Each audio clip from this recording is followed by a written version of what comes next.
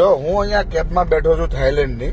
ગાડી એકદમ ચકાચક, driver ચકાચક, net and clean, એકદમ ઘૂઘરા જેવું. પણ અહીંયાનો એક નિયમ મને થાઈલેન્ડનો સમજાતો નથી. ખબર નહીં આવો નિયમ કેમ બનાવ્યો છે. આ ટેક્સીમાં આવો નિયમ બનાવ્યો છે, પાદવાની મનાય છે. હવે ચાલુ આને કેમ રોકવી? અને પાદવાનું આવે તો મારે એને એવું કહેવાનું કે ભાઈ સાઈડમાં ઉભી રાખે, આઈ વોન્ટ પુ પુ પુ. હે ભાઈ, આ નિયમ તે કેવો બનાવ્યો? અરે તારી સરકારે આવો થાઈલેન્ડમાં નિયમ કેવો વિચાર કરો. પાદવાની મનાય છે. આપણે જોયું ધૂમ્રપાનની મનાઈ હોય કે પેશાબ કરવાની મનાઈ હોય, ચાલો અહીંયા તો પાદવાની મનાય છે.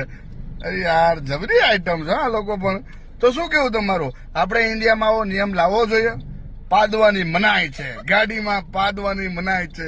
ગુજરાતીમાં લખ્યું હોય ગાડીમાં, કૃપા કરીને ગાડીમાં 500 નહીં. તમારું શું કેવું છે?